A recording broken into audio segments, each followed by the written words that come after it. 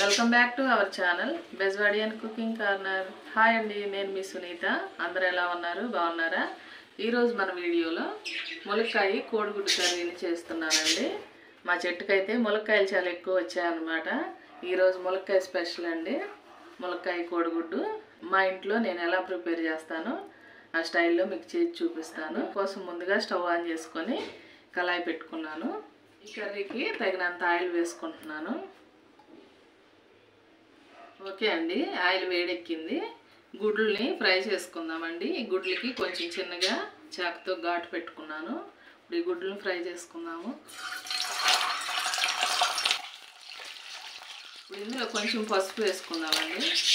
అలాగే చిటికెడు సాల్ట్ కూడా వేసుకుందాము. ఓకే అండి, ఇలా ఫ్రై అయితే సరిపోతుంది. తీసేసుకుందాము. ఇప్పుడు ఇదే ఆయిల్లో ఒక స్పూన్ ఆవాలు, అర స్పూన్ జీలకర్ర వేసుకుంటున్నాను. ఆనియన్స్ 3 కట్ చేసుకొని ముందుగానే పెట్టుకున్నాను. ఈ ఆనియన్స్ వేసేసుకున్నాను. అలాగే 3 పచ్చిమిర్చి కూడా కట్ చేసుకున్నాను. వీటిని కూడా వేసేసుకున్నాను. ఇప్పుడు ఈ ఆనియన్స్ని ఒకసారి ఇలా కలిపేసుకొని మూత పెట్టుకొని ఒక 5 నిమిషాల పాటు ఫ్రై చేసుకుందామండి.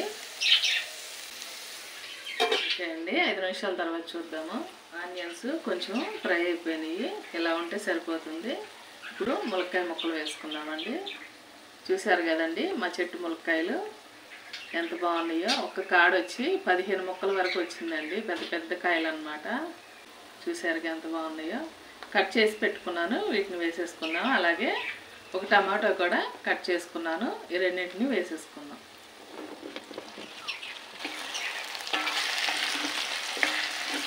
కర్రీకి సరిపడినంత ఉప్పు వేసేస్తున్నాను.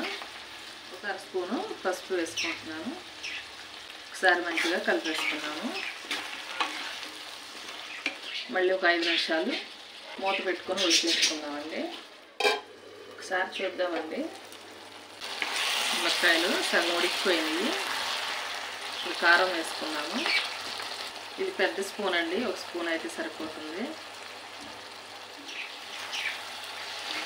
ఓకే అండి, కారం వేసేసుకొని ఒకసారి కలిపేసుకున్నాను.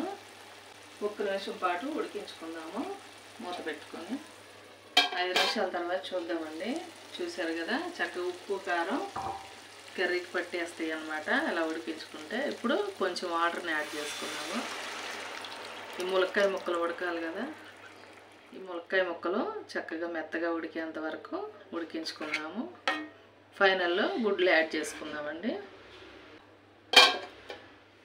ఓకే అండి, ఈ కర్రీలోకి కొంచెం చింతపండు తీసుకొని ముందుగా నానబెట్టి ఉంచుకున్నాను. దీన్ని కూడా ఇలా పిసికేసుకొని పులుసు పోసుకున్నాము. ఒకసారి చూద్దామండి. పులుసు కూడా వేసేసుకున్నాం.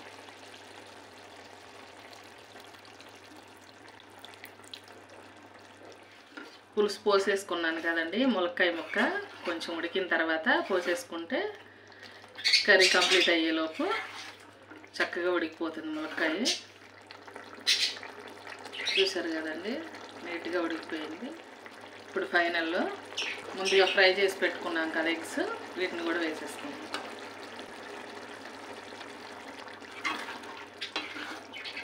ఉప్పు కారం కనుక చెక్ చేసుకొని సరిపోకపోతే ఈ సమయంలో కొంచెం యాడ్ చేసుకుంటే సరిపోతుందండి.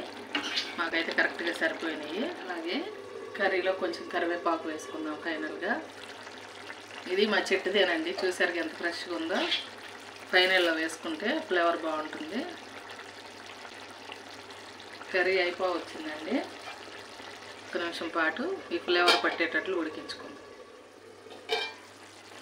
ఓకే అండి, చూసారు కదా కర్రీ ప్రిపేర్ అయిపోయింది. ఆయిల్ సపరేట్ అయింది. చూసారు కదా, ఇంకా అయిపోయిందండి. స్టవ్ ఆఫ్ చేసుకున్నాము.